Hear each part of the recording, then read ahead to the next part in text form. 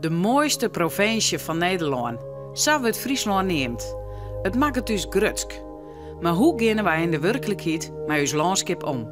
En wat voor invloed hebben wij als burger op de inrichting van dat landschap? In Mooi Friesland zorgen wij in samenwerking met Landschapsbeheer Friesland en de Friese Milieufederatie hoe wij onze omjouwing in al zijn verschaat inrichten hebben.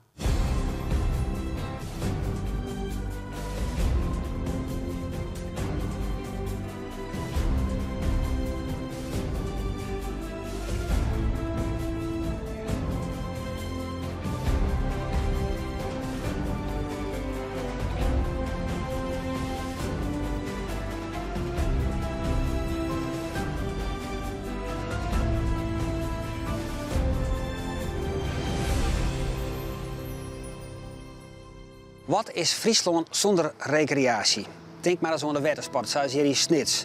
Het jouwt niet alleen een soort willen, maar de recreatiesector is ook heel belangrijk voor de Friese economie.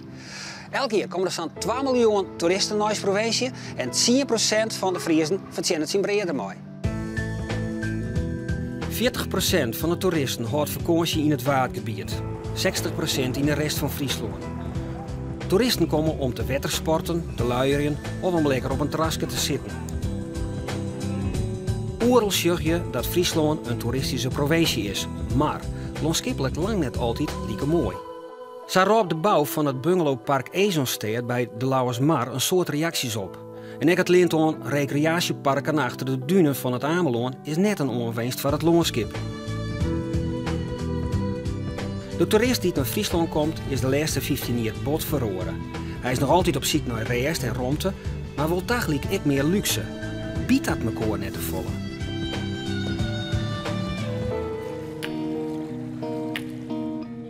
We reizen hier naar het zuidwesten van Friesland, het Friese Markgebied. Want hier een soort watersporters komen, is er zo'n 2005 in het Markgebied een soort investeerd in bregen en aquaducten. In totaal 250 miljoen in de verbetering van de infrastructuur. Op dit stuit werd maar de bevolking zien hoe de waterfronten van de dorpen verfraaid worden kunnen. Eens even zien hoe dit werkt. Zal ik hem even die losmeid? We zijn op stap met Sandra van Assen. Zij is stedenbouwkundige bij de provincie Friesland en belutsen bij het Friese Marrenproject. De beginningstocht in Heeg.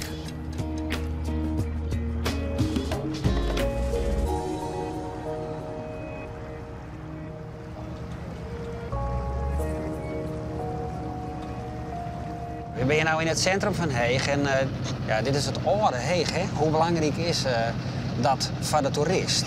Nou, misschien wel het belangrijkste. Ja? Ja, want de toerist komt met de verwachting dat in Friesland leuke plakjes binnen, lietse dwarpjes, leuke stedjes, Ja. waar ze met de boot tot in het centrum komen kennen. Ja. En het liefst willen ze eigenlijk zwartjerken, Ja. even koffie drinken. Ja. En mij een goed en leuk uitzicht. Ja, maar dat is net overal zo. Dat kan. Het kan op een hele platte plakken. Ja. Wat het probleem in Friesland wat is dat mensen voordat ze dan met de boot te plak binnen, dat ze trouw wenwieken, recreatieparken, bedrijventerrein matten. Ja. En we gaan samen met het Friese Marrenproject, nou daar willen we nou eigenlijk wat meer om werken. Dat de aankomst en de route ernaar taak wat aantrekkelijker wordt. De toerist die wil authenticiteit. En als het aan Maar wat is authentiek? Is dat in 1900, 1800, 1950? Ja, Hoe definiëren we authentiek dat? is natuurlijk toch heel wat datgene wat herinnert aan hoe het vroeger was. Ja. Ja. Maar authentiek is ook, denk ik, dat is het besust van ja, hoe leven we nou, wat willen we nou? Wat is het DNA van zo'n plakje? Wat is de identiteit van zo'n plakje? Ja. En hoe kunnen we iets nijmeidje wat daar iets mee doet? Ja. En dat kan op een hele generieke manier is, maar dus zou het op meer plakken gebeurt, zoals het correct zegt bij die recreatiewenningen. Felle kleuren, zadeldaken, ja, wat we hier eigenlijk net kennen. Of het kan op een manier die volle meer past. Dus Dat is niet- houtbouw. Ja. Dat is de ontsluis bij de historie Ja, ja. van, of dat is het uitgangspunt neemt. Precies, De historie van het plakje. En daar. Bij ons lust. Sinds de Masterplan en Waterfront komen we er eigenlijk achter dat een hele grote bedrijventerrein maar de achterkant naar het wetter staat schinnen. Ja. Hoe vier willen we nou aanbouwen van het wetter om hier het gevoel te houden dat ze toch de velden ontvaren is. Oké. Dus dat hebben we uitmeten. Nou, die lijn hebben we uitzet en toen hebben we bedacht, oké, en wat willen we dan zien? Willen we dan achterkant zien of willen we dan eens een keer voorkant zien? Dus, en we gaan zijn van, willen we dan de gewone grote dozen zien, die loodsen. Ja. Of zou het mogelijk wezen om met een architect te zien om ze wat oren bebouwing te maken. Ja. Dus dat is het eerste natuurzone, dan de wenningen die u kant uitzeggen, met kleuren die passen bij heeg. En houtbouw ook. En dan daarachter het bedrijfgedeelte. Oké. Een landje verderop loopt Wettersportdorp Wadsijn. In de zomer komen hier een soort mensen met de boot. Wadsijn is ook populair bij jongeren die het fossielen houden. Om het drukke autoverkeer in het dorp zelfs te behouden is buiten het dorp een roenwaai aangelegd met een aquaduct. Nu wordt vooral zien hoe het dorp mooier maken worden kan en dat met name vanuit de beleving van de watersporten. Wij varen hier nu op de E richting Brugge en daaronder door. En dan zal je de kade zien. En die kade die is snel vol. En ook voor kleine boten is die verderop wat hoog. Waar met name oudere mensen slecht kunnen uitstappen. En we willen ook graag in het dorp dat de bezoekers komen om de horeca te bezoeken en naar de winkels gaan. En die mogelijkheden zullen door de aanleg van een passantenhaven voor dagtoeristen. Kleine boten, dus sloepen en bijvoorbeeld valkjes te vergroten. Dat zal het bezoek aan ons dorp vergroten. Dat is belangrijk. Hoe smaak valt een hele soort sezen. In Wadsijn weten ze er van mooi te praten. De discussie gaat onder oren over het parkeerplak, krikt achter het centrum. Een pad van inwoners wil het horen zoals het nou is. Maar toch is langomlet besletten dat dit grote verouderde parkeerplak verplaatst wordt om zijn ruimte te maken voor een passantenhaven. Als je hier naar de parkeerplaats ziet, dan zal kort daarachter een doorsteek worden gemaakt naar de huidige haven. Daar wordt dus de passantenhaven gemaakt voor sloepen en andere kleine schepen die dan rechtstreeks hier op een plein, dat verder als een fantastisch mooi plein ontwikkeld gaat worden, uit kunnen stappen en onmiddellijk in de dorpskern zijn. Bij de horeca, bij de winkels. Nou, dat gaat dus hier gebeuren. Tegelijk met orenverbetering in het dorp is jongen naar de grote jachthaven. De toiletten en douchevoorzieningen, maar ook het jachthavengebouw zelf is verouderen. De nijbouw moet goed inpast worden in het dorp en het longenskip, zei het plan. Een proces dat ik wel eens botsman hoor. Ja, er is natuurlijk altijd een strijdigheid, hè? Dus tussen campings en het landschap. En het landschap is dan ook, landschap bestaat in mijn visie uit datgene wat de natuur maakt of heeft gemaakt. Of wat men met bouwstenen maakt. Ik denk dat het al een beetje bij ons plaatsvindt. Als we naar de haven kijken, is het een haven waar veel groen is. En als we langs de camping varen, dat is daar verderop, zal je zien dat daar de caravans staan. Maar niet naakt, zoals ik het wel eens noem. Naakt, maar helemaal omringd door aankleding, door groen. En dat maakt een heel ander aanzicht. En die tendens zullen we ook in de nieuwe situatie hier doorvoeren. Ja. Natuurlijk in de eerste plaats het comfort. En verder heeft het plan een economische drijfveer. Haas, een van de belangrijkste toegangspoorten van de watersport van Friesland. Elk jaar komen hier duizenden toeristen. Van een grutpad de boot naar Vlieland of Stiel gepakt. Maar Haas loopt zelf ook toeristen. Vanwege de haven, de Brune Zielvloot, maar ik gewoon om even een kuiken te maken in terug het stadje. Op het stuit werd besjongen dat er ik wat makkelijker kind van de oude kade van de Willemshaven. Dit is een oude werkhaven hier in Haas. Een beetje vergane glorie. Ik vind het altijd wel leuk hier. Hè? Ja, dat was goed, jongen. Haas had met dit plak een hele grote kans. Haas is heel bijzonder. Ik zei al, we hebben toegangspoorten in Friesland.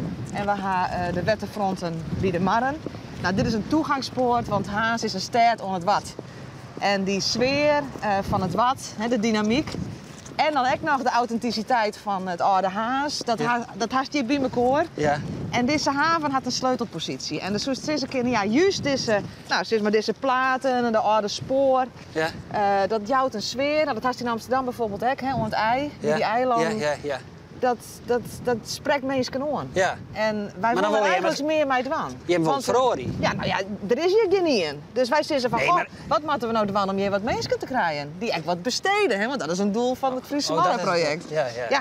En dan moest weten dat ondertussen meer partijen denken van, wat interessant Haas. Want er zijn zelfs al cruiseschepen, maatschappijen van cruiseschepen die hier volgend jaar wel heen willen. En we gaan hier de Talship race in 2014.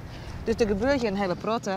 En we zitten eigenlijk van, goh, kunnen we dan in deze omjouwing meer doen? Want daar is een geweldig strandpaviljoen. Ja. Daar kun je al in een kraan logeren. Nou, hier tussenin, deze oude gebouwen, die jou een hele grote sfeer. Ja. Maar er zijn ook een grote partij die wil daar wel wat. Ja. Nou, en daar moet rond te verwijzen. Ja. Maar ik zie zo vaak dat het er toch geknald wordt of zo. Dat het juist er toch die sfeer voortgaat. Ja, maar daar speelt dus het team een belangrijke rol. We hebben de gemeente, die loekt alles. Ja. Wij als provincie hebben een bepaalde visie. Nou, Master Sjen, daar is de jeugd al die we heel graag hier gaan willen. Prachtig. En er zijn natuurlijk een hele grote ondernemers die wat willen. En dat moet die elkaar brengen. Ja. Nou, ik kan me zo vaststellen dat zij hier maar de boord binnen. Ja, ik denk en dat zij rennen je nou, maar er is hier niks. Nou, en daar willen we dus wat mee. Jennewoud met het Nationale Park de Oude Veen. Een watersportdorp met een soort verscheidenheid aan toeristische mogelijkheden. Een dorp voor bootjes, kano's, campings en dagtoerisme. Het waterfront van Jennewoud verzuuterde de laatste jaren en is krekling helemaal opknapt. In gearwerking met de bewoners. Nou, dit is Jennewoud en dit is hier al in Nij. Ja, Jennewoud, daar gaan ze al aan het werk geweest. Hier is alles eigenlijk zo klaar. En nou, dit is gewoon een heel mooi project in de zin dat hier het dorp zijn had van, goh, het veroudert hier. Kaders worden oud, de haven die, is net goed genoeg, we gaan net genoeg onlist plakken. Hier mag wat gebeuren en het is het dorp best dat naar gemeente en provincie takkaam is van, goh, kunnen wij iets doen met uw waterfront. En dat initiatief dat had zich vertaald in een groot plan. En ja, de eerste projecten zijn dus al uitgevoerd. Tot grote tevredenheid van elke nier?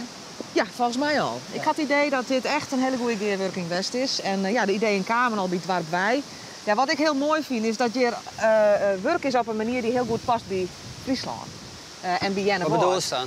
Nou, als dan bijvoorbeeld het waterfront van Heegast of Haas of Jennewoud, het zijn alle treien weer verschillende waterfronten. In Haas haast de zee en het wat. En hier haast de Oude Veen. En daar zit een bepaalde sfeer bij van natuur, groen, rust. Je zei altijd van, het is heel belangrijk dat het goed inpast wordt in het landschap. Ja. Binnen daar bepaalde trucs voor of zo? Het was in Friesland in een hele grote waterfront. Dus juist bijvoorbeeld een grote hout, bakstenen in bepaalde kleuren, dakpan in bepaalde kleuren. En een bepaalde manier van bouwen, altijd een kapje erop bijvoorbeeld. Ja, dat zijn dingen, daar moest eigenlijk even rekening mee houden. En dat geldt ook voor bestratingen. Dus als het hast door het meisje zoals hier van een goede kade, gebakken steen. Geen beton zaken. De Kuilaat in Koudem is een van de grootste recreatiebedrijven van Friesland. Maar een combinatie van recreatiebungalows, staakcaravans, een grote jachthaven en camping is er een soort te dwan. Jaarlijks komen er 100.000 mensen naar de Kuilaat toe. In de 20 jaar dat het bedrijf besteedt had het een bod ontwikkelen. Zoals de smaak van de toerist zelfs ik bod ontwikkelen is.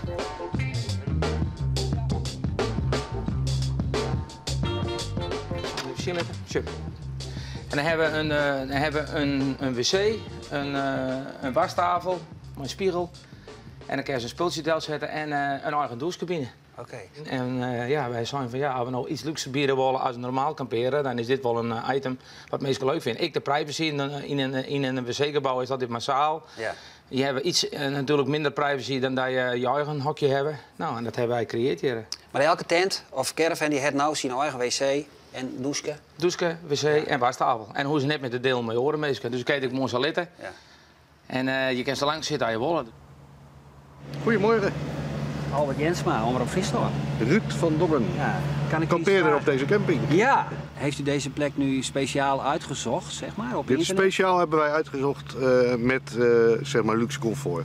Dat heb je niet op alle campings in Nederland. Er zijn een aantal campings die het wel hebben natuurlijk. Ja. En we wilden een keer naar Friesland. Mevrouw heeft gezocht lekker op internet. En ja, we zijn hier uiteindelijk terechtgekomen met een camping met comfort. Voor Ruud van Dongen geldt dus meer luxe en comfort. Maar hoe denken andere toeristen over Friesland? Friesland is natuurlijk prachtig. Het is, er is natuurlijk veel water, maar ja, jullie hebben er ook iets leuks mee gedaan, vind ik. Verglichen mit dem, was vor 35 Jahren, da haben wir uns mal ein Boot gemietet, auch ein Stahlmotorschiff gemietet hier, mit 2 kleinen Kindern noch und so, hat sich das ungeheuer entwickelt. Das ist ganz toll geworden und wir finden die so im Rekreatiebereich die Versorgung sehr gut. Het is de sfeer en het zijn overal waar je komt de behulpzaamheid, de vriendelijkheid van de mensen.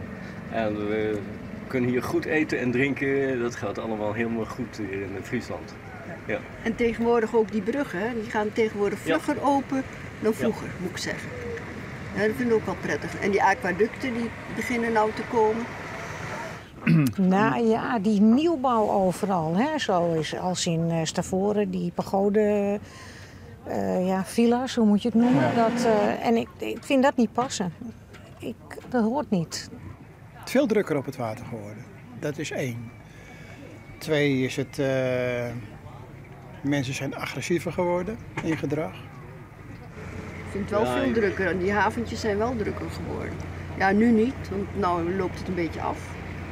Nee, maar toen het zo'n heel mooi weer was, dan kon je dat goed merken. Het was echt druk. En dan, maar ja, wij zaten dan op de eilanden meestal. En dan, als we wat verder naar de eilanden komt, de Ameland en de Schier die kant op, dan is het alweer een stuk rustiger. Dat scheelt een stuk. Nou, daar heb ik weinig last van. Van de windmolens, want zoveel staan er hier niet. Ja gut, Friesland wird sich nicht verändern, außer mit den Propellern, mit den Windrädern. Ansonsten ist Friesland Friesland. Man kann mittags sehen, wer abends zum Abendessen kommt. Ne? Das ist schon ein sehr weiter Blick und sehr, sehr flaches Land, aber es ist sehr schön. Ja, het moet ook, ik vind Friesland moet ook Friesland blijven. Ja. Oh ja. Je kan, vooral die leuke dorpjes. Ja. Als je in Frankrijk met vakantie gaat, ja, dan heb je die waanzinnige grote supermarchés. Dat is best heel leuk om een keer rond te kijken. En je koopt er altijd veel meer dan dat je van plan bent. Maar dat moet hier toch niet. Dat moet je toch niet in Friesland hebben.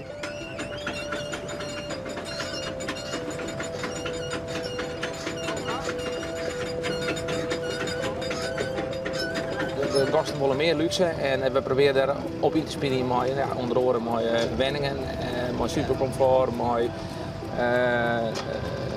meer voorzieningen, maar stroom en dat soort zaken. Hè, in die maar is er dan mooi alleen nog maar upgraden of mag het dan ik groeien? Want er heeft je nog meer? Ja, ik heb nog een 4 hectare grond. Daar ben we nog mooi bezig om en wenningen en chalets. En daar wil ik het bedrijf misschien wel een beetje ombouwen gaan, maar dat zal ik naar behoefte en naar de vraag in van de mensen. Hè. We zullen een aantal zaken aannemen en een aantal zaken die zullen we dan aannemen. En, we willen inderdaad die 4 hectare op een mooie, nieuwe manier invullen gaan. Maar hoe maakt het er dan uitzien? Heeft er ideeën hoor? Nou, dat moet er landschapelijk uitzien, dat moet er iepen uitzien, dat moet er rustig rond. Dat is wat een cliché-verhaal, maar dan komt het wel op wel. Het moet er wel met in ieder geval een goede kwaliteit van doen. En dat betekent de rondte weer we goed intact liggen. Ja.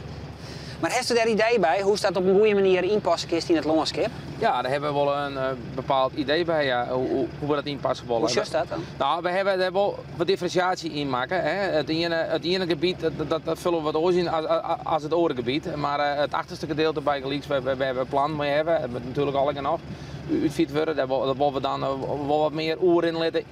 In de natuur, dus maar kleuren en mooi, dat is echt een natuurgevoel dat je krijgt. Ja. Maar dat zit in een natuurgebied aan, dus dat moet daar ik inpast worden. Ja. Maar hier staan een landschapsarchitect in of doe je dat zelf? Nee, we huren een landschapsarchitect in, maar we hebben onze eigen architect van het project en we hebben natuurlijk de huizen hier die het mooi zorgen en de gemeentes.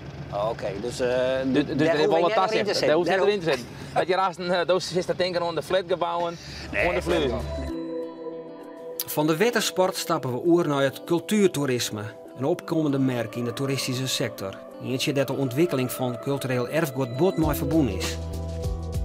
De cultuurtoerist is meest een sportieve 50-plusser die van kuier inhoudt, maar ook van historisch landschap, oude kerken en weerdevolle dorpsgezichten. In de kop van Friesland is een netwerk van kuierpaden om elkaar verbonden. Het zogenaamde waddenwandelen. Meest oude historische kuierpaden zoals je hier bewoond wordt.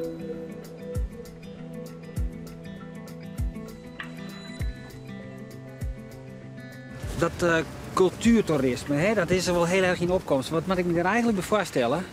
wat je bij cultuurtoerisme moet voorstellen zijn mensen die graag ook iets over de geschiedenis willen weten.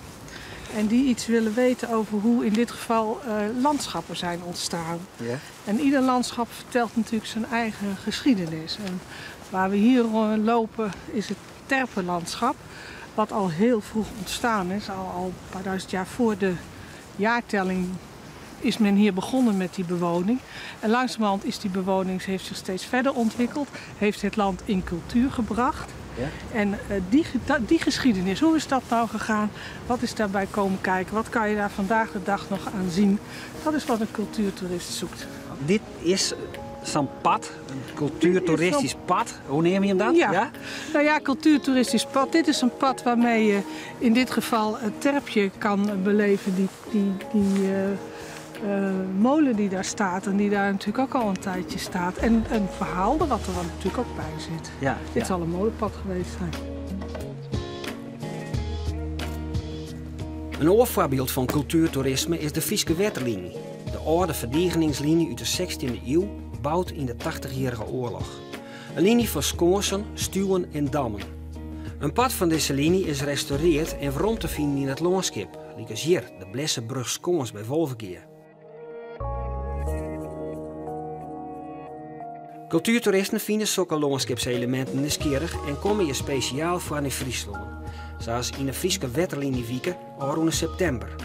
We hebben een grote groep mensen.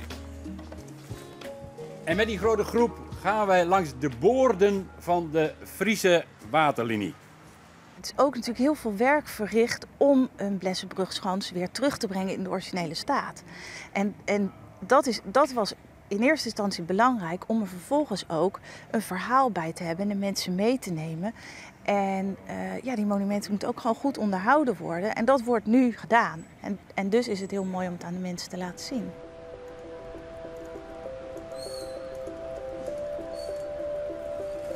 Die bewapend met musketten de brug over de Tjonger in de gaten moet houden.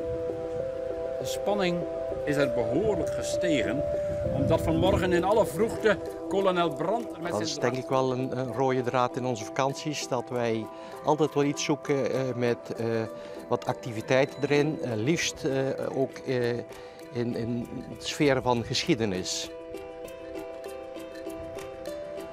Waarom naar het gebied van het Wadden wandelen? We binnen in Vurgem, Lieds plakje in de kop van Friesland.